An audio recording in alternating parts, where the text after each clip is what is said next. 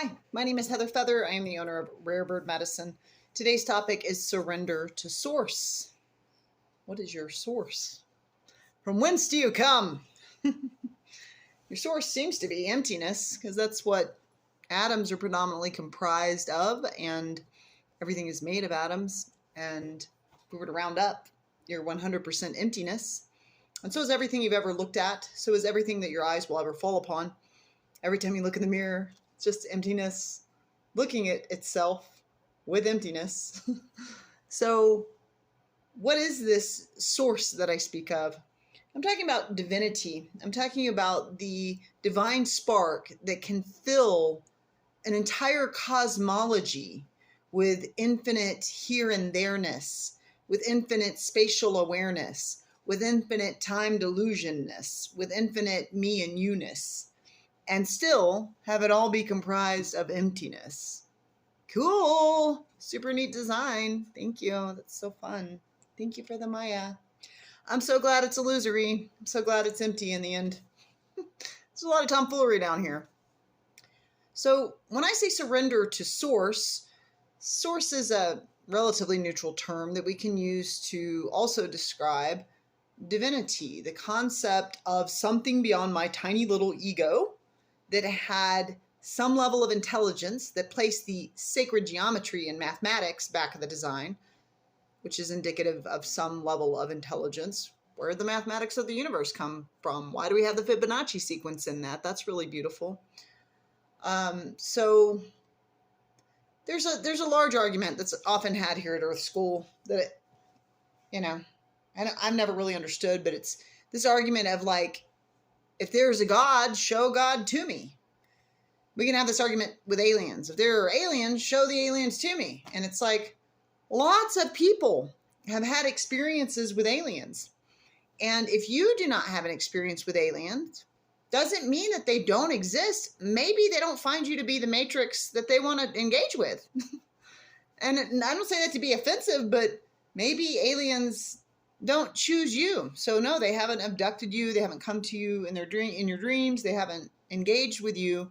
But just because you don't have an experience doesn't mean it doesn't exist. I don't have to be an astronaut or a cosmonaut to know that we have people that go into space.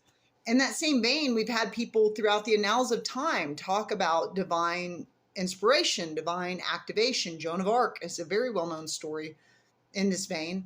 But there are many stories throughout the annals of time around people having divine revelation, divine experiences, divine intervention, angelic experiences. I mean, just, there's all kinds of topics under the umbrella of what that means to connect with source-like energy. It's just interesting to me. It's easy to negate. It's like, if you don't see it, you don't believe it. My argument for this is always, well, then show me exactly where your love is. Now, people of a scientific mind will want to say, well, it's oxytocin. And oxytocin is a chemistry in the body that gets released when you have sex. It can cause you to have feelings of falling in love. Women typically release more oxytocin when having sex than men do. And yes, is that a response of this quality of love? Sure. But I'm not talking about the feeling of falling in love when you have sex. I'm talking about love, agape, unconditional love, familial love, friendly love, and romantic love. Love is a multifaceted crystal of existence. And so where does that live? What does it weigh? How thick is it? So I don't necessarily see love. I can see an action and define it as love. And it doesn't necessarily mean that it's only in that action that love lives. Like, how is it that love lives all over the world? What is its home, right? So when we have these questions about something like source or divinity, and we're like, well, where is it? Where's the proof? It's like, well, where's your mind? It's not your brain. Where is your mind? Where does that exist? Where does it live? How big is it? What is it, where does your subconscious mind live? That thing that's communicating with you through dreams and intuition. So I think there are many things, more things in heaven and earth, Horatio, than you and I have dared to dream. And I think the unseen realm holds much. And we already know that we only have a certain spectrum that we can see in anyhow. We don't even have like comprehensive sight. We already know that we can trick our eyes with all these like, is it a lady or a vase or magic eye? Like our eyes aren't the most astute observer for scientific interaction anyhow. There are ways we can trick our own eyes. So neither here nor there. What I'm talking about today is this idea of surrendering to something larger than the self, the willingness to let go and fall back and have something else guide you. And my guidance system on surrendering to source is my heart. I was led by my intellect most of my life. I've talked about how, my need to be rightness, or noticing other people's need to be rightness, noticing if you just look at any social media platform, there is a lot of interaction we can find today around, I'm right. It's like, oh my God, everybody's got the ego ball and we're all throwing it at each other. And I'm so bored. So there's a component of, sure, you're right. In your reality, sure, I'm right. In my reality, sure, everybody's right to themselves. Like, it would be foolish to be like, oh, everything I think is wrong. It's like, well, think something that you think is right. Like, our nature is to feel that we're right. It doesn't mean, especially from a multiverse concept, that everybody else is wrong if they don't agree with me. They're just ideas. These concepts of right and wrong, those labels are more ego-based anyhow. So there's been a historical component of Heather's life where I wanted to get it right. I wanted to be right. I wanted to be an A++ student. I wanted to get the gold star from teacher on paper.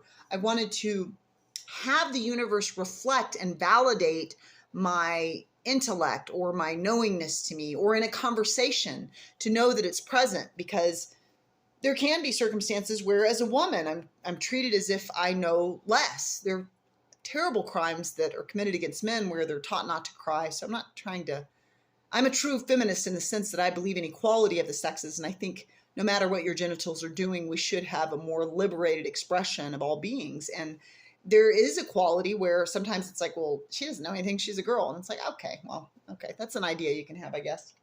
Glad you have free will. But there's this piece where, I don't know, as I've started to age, less and less I realize there's individual truth and universal truth. Heather's truth is individually true to Heather, and your truth is individually true to you. And so there may be videos you watch of mine that cause cognitive dissonance. You're like, I've never heard this. This sounds crazy. I don't believe it at all. She's wrong. And that's what cognitive dissonance is. It's where you can't hold a new belief or idea because it so counteracts your own current belief matrix. Or there may be things that I say in the videos and you think, she's wrong. And you're right. I am wrong to you, where you're right in your individual truth.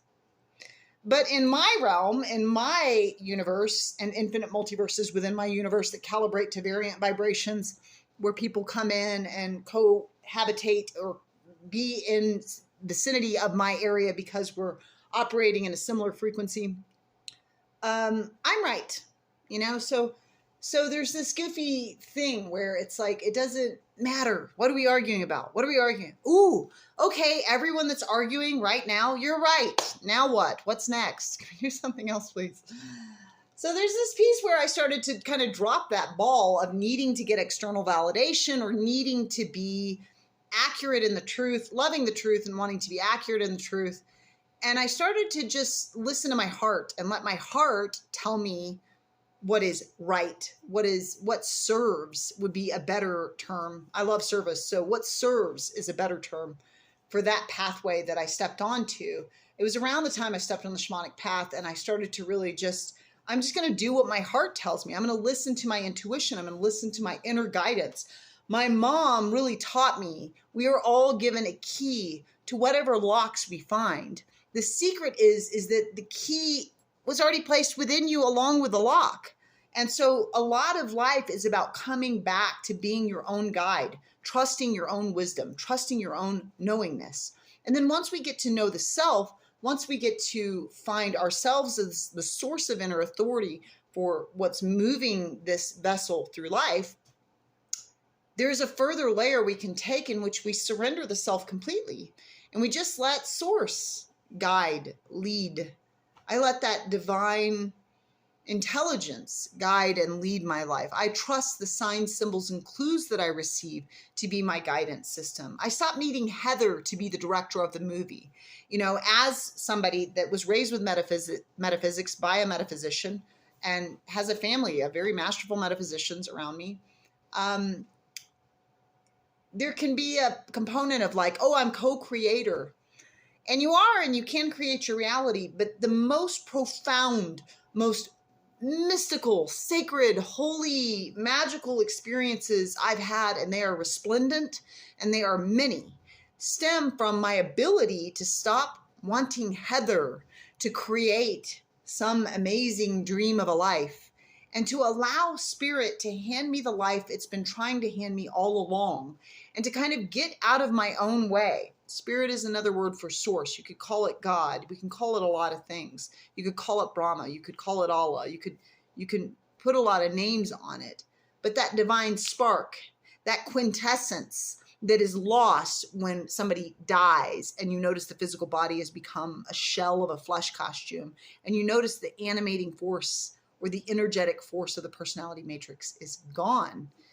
And, you know, so there is this piece of surrendering, letting go and letting God, some will say, you know, and so there's a piece where we just start to trust that if we've asked to be led by Spirit, if we've asked to be led by our divine essence, then we can trust whatever is in front of our face is our perfect, right, divine gift in medicine, which is a different framework to hold than it's like, if I'm the creator of my reality and I don't like what shows up in front of me, the tendency would be to judge myself for being a miscreator. So if you're a metaphysician, one who studies that which is beyond the physical, meta meaning beyond, physics meaning the physical realm, that which is beyond the physical realm, like love, God, mind, emotions, things that don't really have a home here, as it were, then in that matrix, often people are led to this path of being a creator of their reality, which can lead to a lot of guilt, shame, blame, negativistic emotions around the judgment of that which is experienced in the life. And we go, I didn't want that. I didn't mean that. Can I take that back? Can I delete file on that? I didn't like that experience. I'm not trying to say that you don't have a creative capacity. I'm saying in this, how beautiful of a life you can witness when you're no longer needing to push to create a specific paradigm, but instead you just kind of lean back and you let the paradigm flow forth in front of you. And you trust that everything that you experience at each moment of now is a sacred divine gift between divinity and you. And what divinity is showing you at all times in every moment of now is what would aid you to remove your blocks to the awareness of love's presence. There are ways in which you say, I'll love unless you do this. I will love unless you don't believe with me, with my philosophy. I will love unless you don't believe with my politicking. I will love unless you don't believe with my labels, which I've placed a value system on. I will love unless you aren't kind. And it's like, well, it's kind of illogical to say that you're going to love, and if someone is unloving towards you, if you're praising kindness, then be kind all the time. You respect, you know what I mean? So like, if you value something, then don't throw it under the rug or under a bus or out away from you like some piece of garbage just because someone else models that behavior. If you choose love, then be love and choose love in each moment of now, irrespective of what another chooses, because everybody's got free will. Everybody's got free will to co-create their reality or surrender their reality to some higher, beautiful, sacred geometry genius that may have had a hand in the design of it all, that also loves free will and wants only your highest good. You know, we can also use that free will to create disease, to create poison, to create trauma, to create drama. And I don't now, nor will I ever want to take away your free will to take the path of evolution however long you want. Do you want to do it for 1,000 lifetimes? Do you want to take 7,000 lifetimes to evolve? Good. Use your free will as you wish, and I will use mine. May I stay focused on the prize at hand, which is knowing who this is. And who has this always been? The divine light of Source. You can always subscribe to Rare Bird Medicine on YouTube, like and comment there. Blessed be.